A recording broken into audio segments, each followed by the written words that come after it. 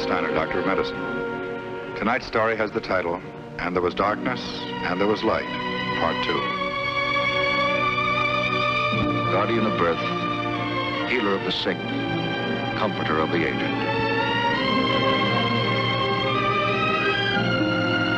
And the qualities of the worthy physician are three: the eye of an eagle, the heart of a lion, the hand of a woman.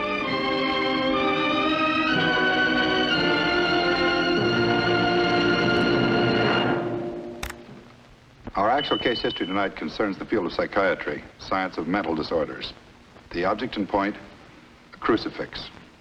The case in point, Francis Annette Dunbar. She's 30 years old, married. She's given birth to 4 children. For about 30 years, she had tried to repress the vague, indefinite fears which, despite her efforts, kept growing in her mind. Finally, the breaking point was reached. With the birth of her 4th child, the pent-up fears exploded. For no explainable reason, Francis Dunbar tried to murder her newborn baby. This is not her face or her voice, but these are her actual words. The first evening in the receiving room of the hospital, I kept trying to remember what had brought me there. I was being signed into a hospital. My husband George and Dr. Steiner were there, and Sister Benedict and Sister Mary Francis, who had nursed me through my last childbirth. But why were they there? We'll be up to see you, Mama, often. Don't worry about the kids and me. Your job is to get well again. Bye, honey. What had I done? I promised you this. My dear, be strong, brave.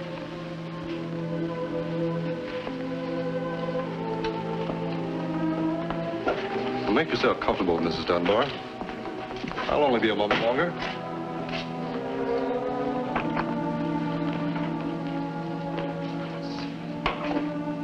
Send these up to her room. The room you have for her. I was alone. Alone with my question.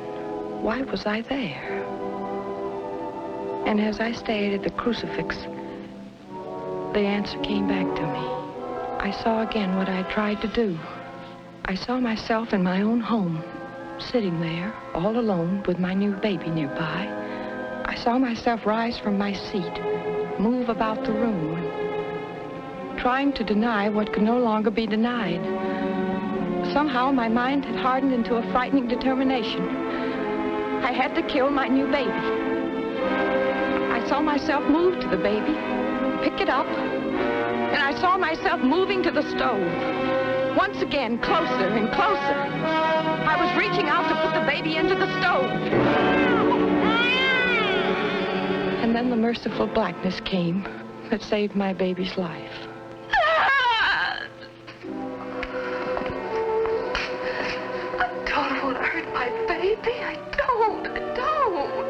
Of course not, Mrs. Dunbar. Of course not.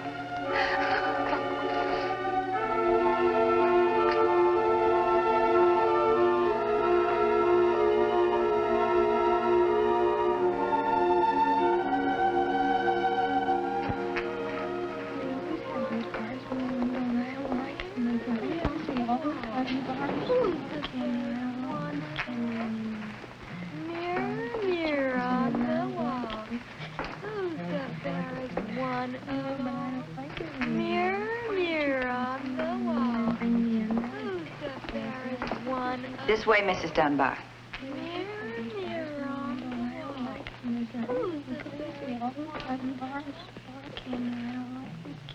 Oh, yes, it was a nice part. I'm so happy you came out. My husband. I know, but I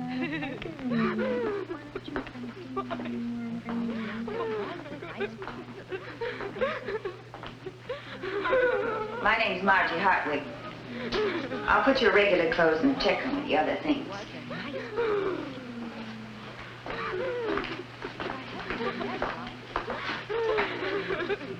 The bedroom doors are always kept open at night.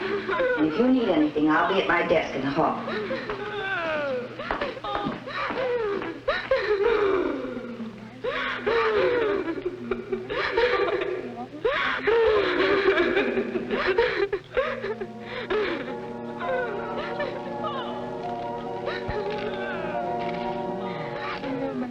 tried to sleep that night, but although I shut my eyes, sleep would not come.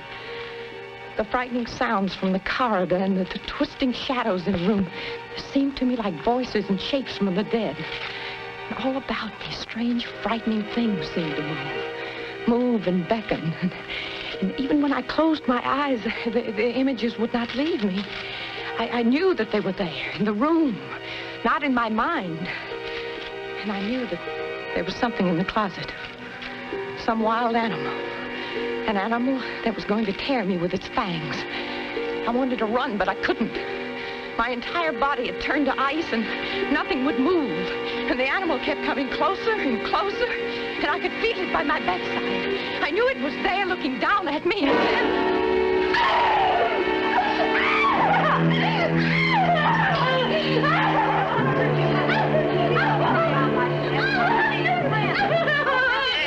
Now, Mrs. Dunbar, it's just old Mrs. Trenton. You shouldn't have left your room, Mrs. Trenton. She thought it was her own bed. She gets lost sometimes. Mrs. Trenton is a very sweet old lady. Everybody here likes her. You will, too. You'll be good friends. I'm sorry if I frightened you. There now. You try to go to... There's nothing to be afraid of here. We're all your friends.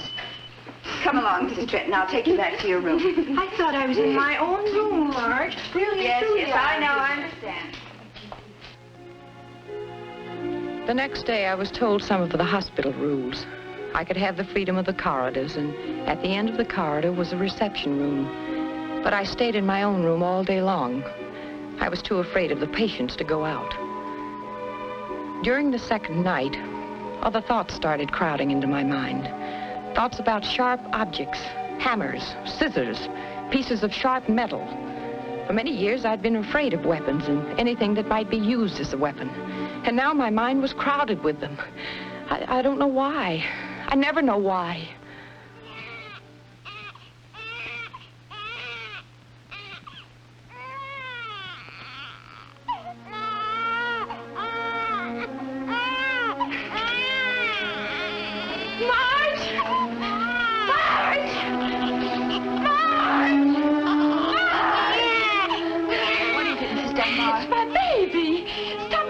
From crying. There's no baby here, Mrs. Dunbar. Well, give me something to sleep. Please make me sleep. Now, you're going to be all right. You're going to be all right. Don't worry. I'll see if I can get you something. I couldn't realize at the time that there was really nothing to fear. I don't know about other state mental hospitals, but at this one, the doctors and nurses treated me with patience and kindness and understanding. But of course, I was in no condition to see that during those first days.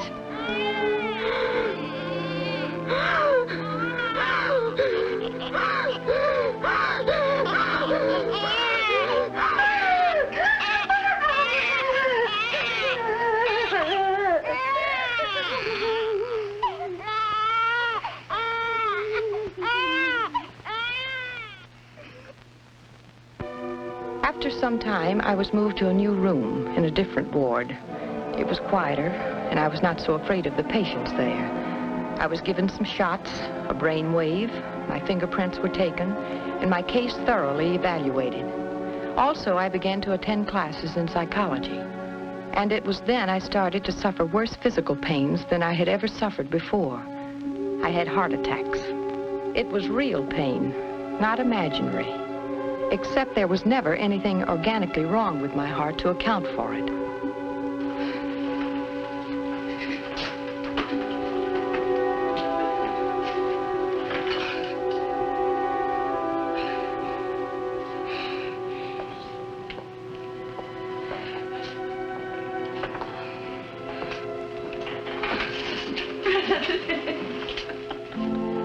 Some of the sisters came up on sick calls.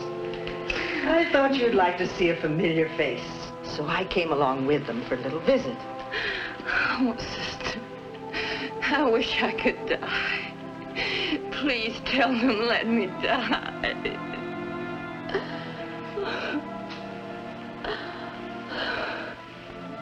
Did I tell you, Francis? This used to belong to my older sister. She suffered from trouble like yours for half her life.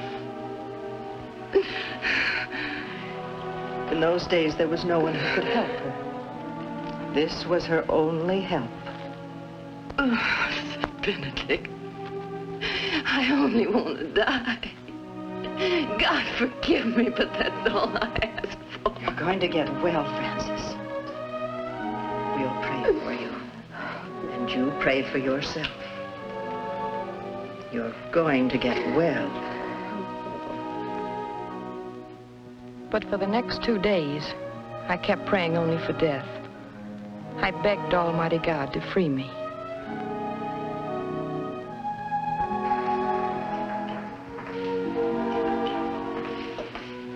Mrs. Dunbar?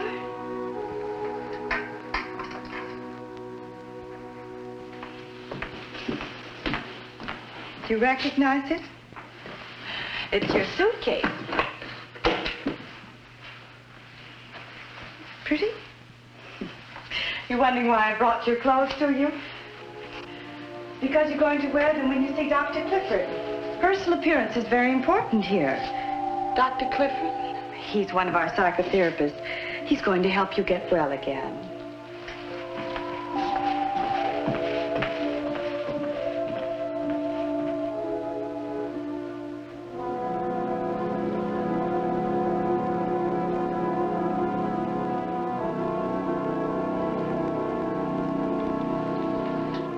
He's going to help you to get well again. I kept saying it over and over. It gave me strength to see him. Dr. Clifford was a pleasant man, although I didn't like him at first. He gave me 2 tests, the intelligence test and an ink blot test. I was to tell what pictures I saw in the ink blots, much as one sees the shape of things in cloud formations. It all seemed pointless to me. I wanted sympathy, pity. I didn't know it at the time, but I was getting something better. Understanding. In the first month, he made me understand how my job was to bring the fears that were hidden deep in my subconscious out into the light of the conscious mind. Facing reality, I would learn to change things that could be changed and understand and accept the things that were impossible to change. But why do you think yours was such an unhappy childhood? Because it was. My father drank an awful lot. He was an alcoholic, and I was afraid of him. He used to spank me a lot, so I guess I lied to avoid a beating. They sent me up here to my aunt and uncle's. They needed help around the house. Is that when you met your husband? Yes. After a few dates, he wanted to get married. Well, I thought my aunt and uncle expected me to marry him because they liked him so much. So I promised. I kept my promise.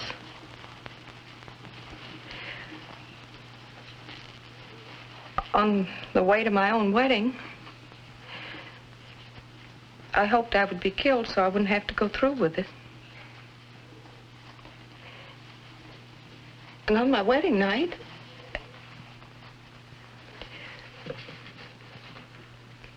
well, when we finally got to our room, I wouldn't even go near my husband. I wouldn't even change my clothes.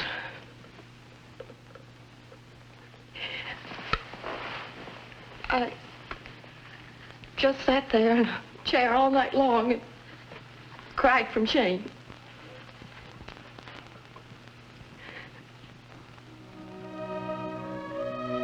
As the weeks went by, Dr. Clifford made me see how all my life I had done things I didn't want to do. I was afraid I would be punished somehow if I didn't. We were poor, and I blamed it on my husband. I feared pregnancy. I told Dr. Clifford that my husband had none of the qualities that I admired. And little by little, I began to realize that my own husband, through no fault of his own, stood between me and the world of sanity. When was the first time you experienced this fear of children? Oh, it started a long time ago. About how old were you? Can you remember? Oh, I must have been 5 or 6. I had these friends, neighborhood kids, And, well, we played doctor. You know how kids are. My father found us, and both he and my mother yelled about how bad and sinful it was. And, well, I guess every time I look at little children, I expect to hear my parents yelling like they did then.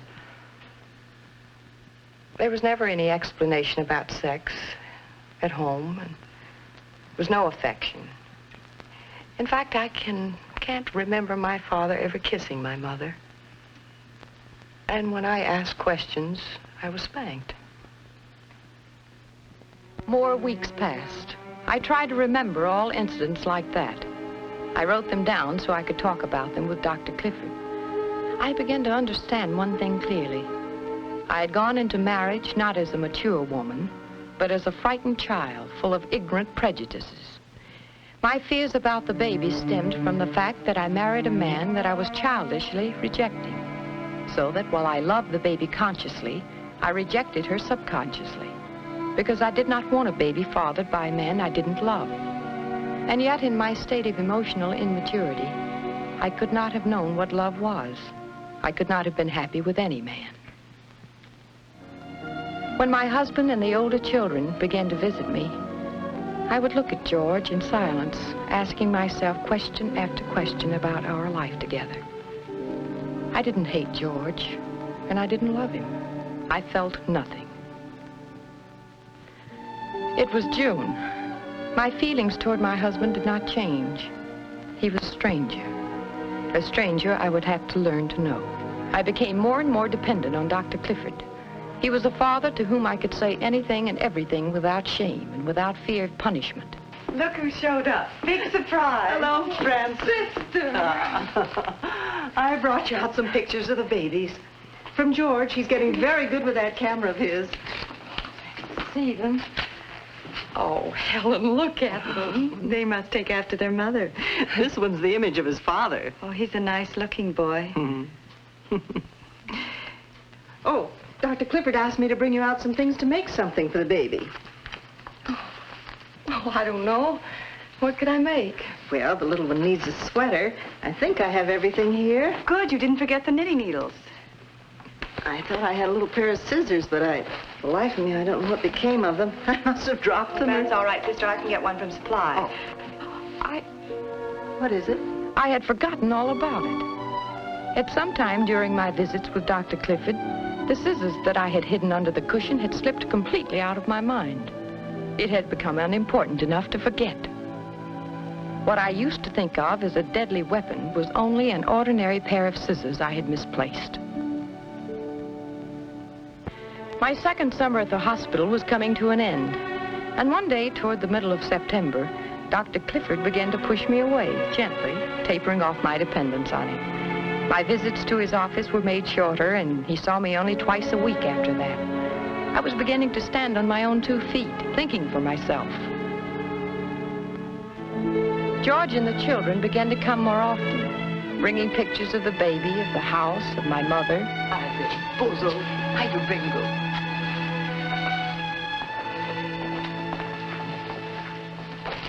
Oh, how pretty. And look. Oh, they're nice pictures, George. I just push the button, the camera does the rest.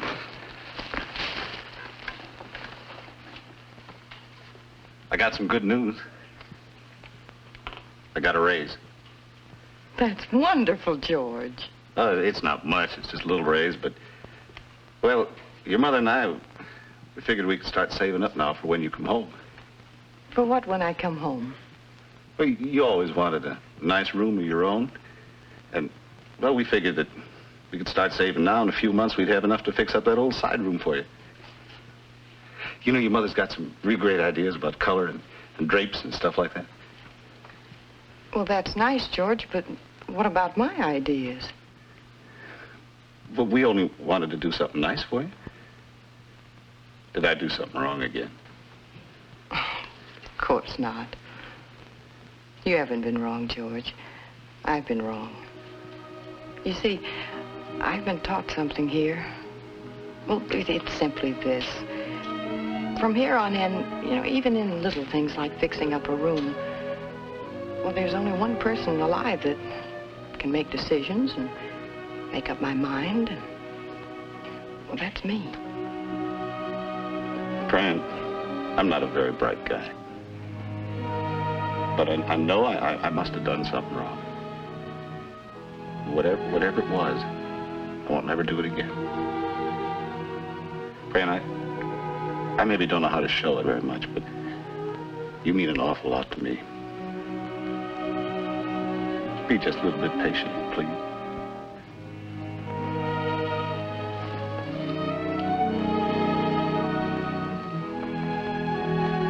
I love you. I can really say that now. I love you.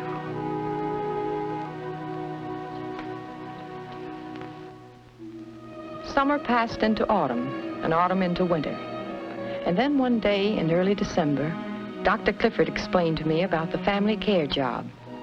It was a step toward rehabilitating me back to my own responsibilities as a wife, a mother, and a homemaker.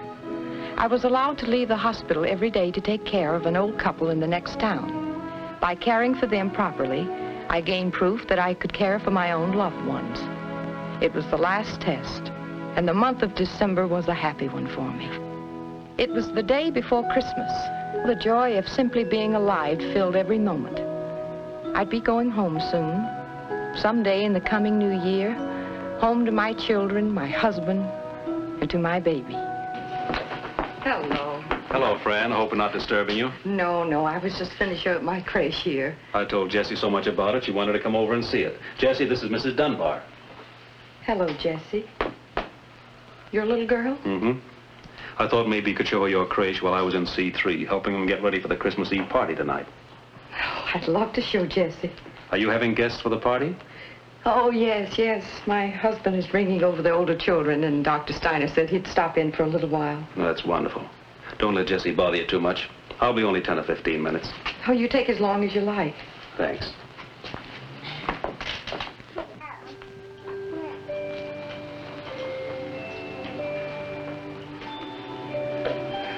Would you like to put the baby Jesus in for me?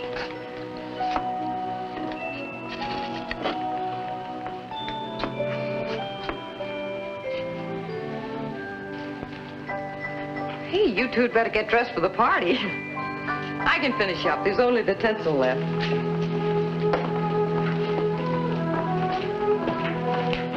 Look who I found. Merry Christmas. Dr. Steiner, how nice of you to take the time to drive out. Dr. Clifford was good enough to pick me up. Mrs. Steiner had some late shopping to do. Last minute thing. We always plan to avoid it, and every year it happens. No. Merry Christmas, sweetheart. Merry Christmas, Bingo. Merry Christmas. Thank you.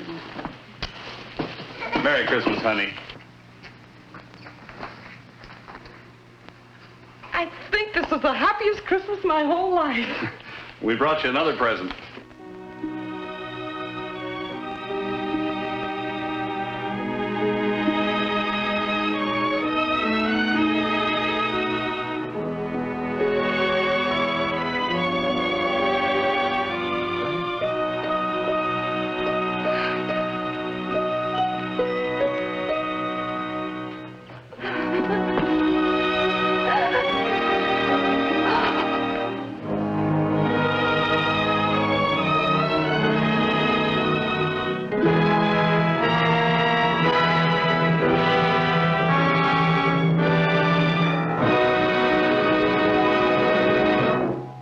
Considering the funds available to them and the shortage of staff personnel, state mental hospitals are doing a remarkable job.